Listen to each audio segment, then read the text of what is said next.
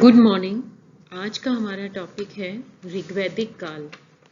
जो वैदिक पीरियड है उसको हम दो भागों में डिवाइड करके फिर उसकी स्टडी करते हैं।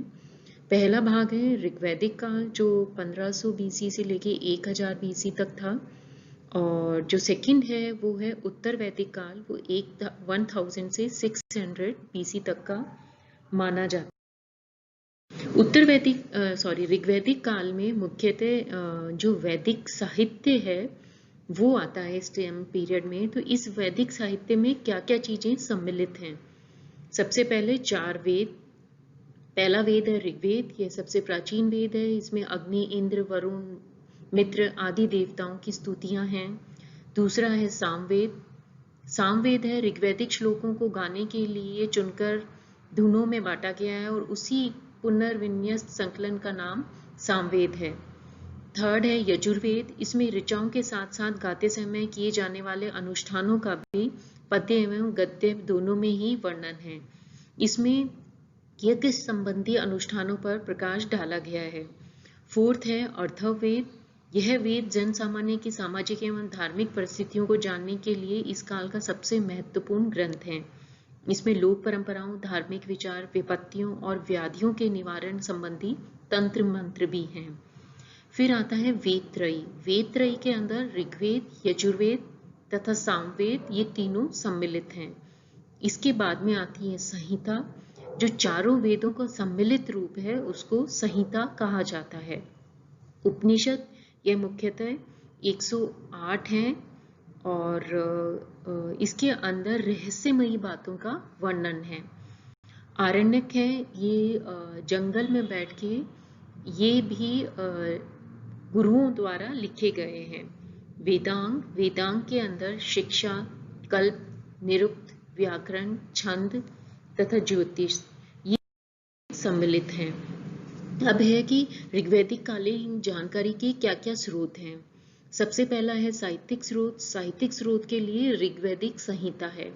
दूसरा है पुरातात्विक जो स्रोत हैं वो हैं। तो पुरातात्विक स्रोत के अंदर हम अभिलेख को लेंगे, और जो उस समय के मृतभांड प्रचलित थे उनको लेंगे। तो अभिलेखों के अंदर तो बोगजगोई का एक अभिलेख है जो 1400 बीसी के आसपास का है।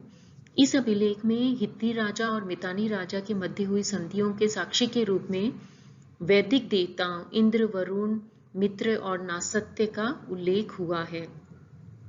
अगला है सामाजिक व्यवस्था। ऋग्वैदिक काल का समाज एक जनजातीय समाज था, जहां सामाजिक संरचना का आधार किनशिप था, और इस सिद्धांत के तहत कुटुंबों की शब्दावली साधारण होती थी। पुत्र व पुत्री के लिए अलग अलग शब्दों को प्रयोग किया जाता था, और इसके अंदर जो अन्य रिश्ते हैं जैसे भाई भतीजा, चचेरे भाई आदि के लिए एक ही शब्द का प्रयोग किया जाता था, जिसके लिए ऋग्वेद में नृप्त शब्द का उल्लेख है। जो ऋग्वैदिक कालीन समाज है वो कई यूनिट्स में बटा हुआ था। जो सबसे छोटी यूनिट थी वो फैमिली थी। इसके अलावा इसमें अन्य यूनिट के रूप में विलेज, जो गांव, विश, जन आदि का भी उल्लेख हुआ है। विश्व में अधिक इकाइयां सम्मिलित होती थी, जिसका अर्थ एक वंश या संपूर्ण जाति से लगाया जाता है। इसके महत्व का पता इस बात से चलता है कि ऋग्वेद में विश्व का 171 बार और जन का 275 बार उल्लेख हुआ है। ऋग्वैदिक काल में भूमि पर जन का सामुदायिक नियंत्रण स्थापित था, क्योंकि भूमि पर व्यक्तिगत अधिकार का कोई साक्ष्य हमें नहीं मिला है। ऋग्वेद में शिल्प विशेषों का अपेक्षाकृत कम वर्णन है, और जो मुख्य शिल्पी समूह है उसमें चर्मकार, बढ़ाई, धातुकर्मी, कुम्हार आदि का उल्लेख है। इस काल की अन्य महत्वपूर्ण विशेषता ये थी कि इन शिल्पी समूह में से किसी को भी निम्न स्तर का नहीं माना जाता था। आयस नाम का शब्द का भी ऋग्वेद में प्रयोग हुआ है, जिसकी पहचान संभवतः तांबे और ब्रॉन्ज के रूप में की गई है, किंतु इस काल में लोग लोहे के नाम से परिचित नहीं थे। इन शिल्पों के अतिरिक्त बुनाई एक घरेलू शिल्प था, जो घर के कामकाज में लगी महिलाओं के द्वारा संपादित किया जाता था। यद्यपि समुद्र शब्द का प्रयोग ऋग्वेद में हुआ है, परंतु इस बात की ओर संकेत नहीं करता कि इस काल के आर्य जन व्यापार और वाणिज्य से प्रचलित थे। ऋग्वैदिक कालीन अर्थव्यवस्था मुख्य रूप से वस्तु विनिमय पर आधारित थी, क्योंकि व्यापार का यहाँ पे सर्वथा अभाव था। नेक्स्ट है आर्थिक व्यवस्था। ऋग्वैदिक कालीन आर्यों की अर्थव्यवस्था का मुख्य आधार पशुचारण था। इसका प्रमाण ऋग्वेद में पशुओं के नामों के बहुत ज्यादा प्रयोग के रूप में किया जाता है। इसमें यह भी वर्णित है कि पशुओं की प्राप्ति के लिए विभिन्न प्रकार की प्रार्थनाएं तथा अनुष्ठान किए जाते थे।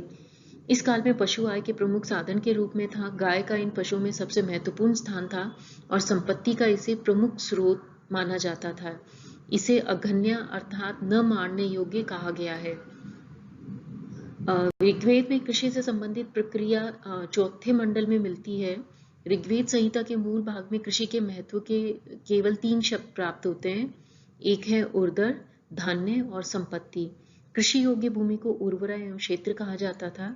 ऋग्वैदिक कालीन अर्थव्यवस्था में कृषि का स्थान गौण हो गया था, जैसे कि ऋग्वेद से फसल के रूप में सिर्फ यव का उल्लेख मिलता है, जिसका अर्थ सामान्य अनाज से लिया जाता है और विशेष रूप से यह जौ के लिए बताया गया है।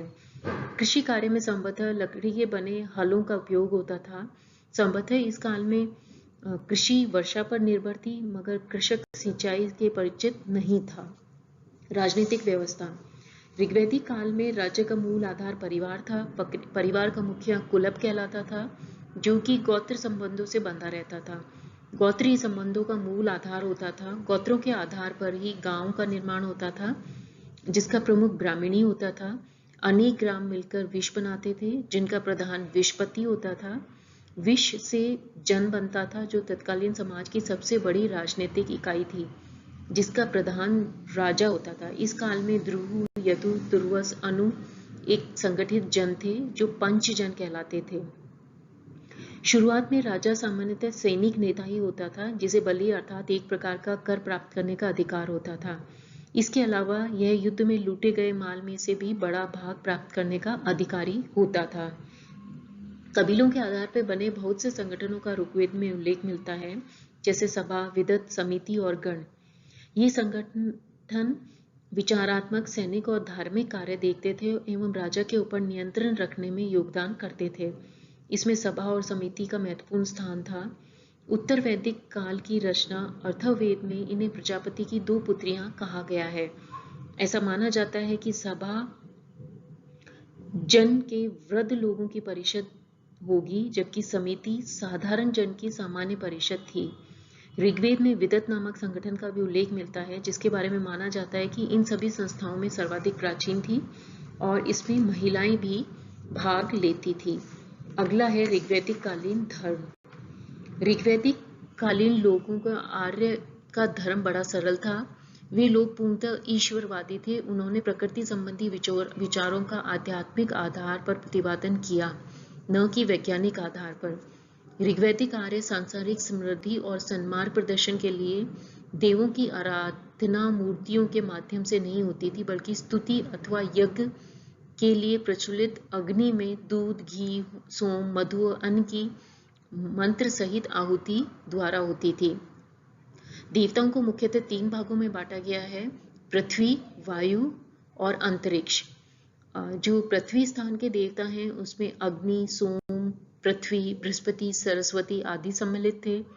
जो आकाश के देवता हैं उनमें सूर्य, धौंस, वरुण, मित्र, पूषण, विष्णु, सवित, उषा आदि सम्मिलित हैं। और जो अंतरिक्ष के देवता हैं उनमें इंद्र, मरुत, वायु, पर्जन्य आदि देवता सम्मिलित हैं। Thank you.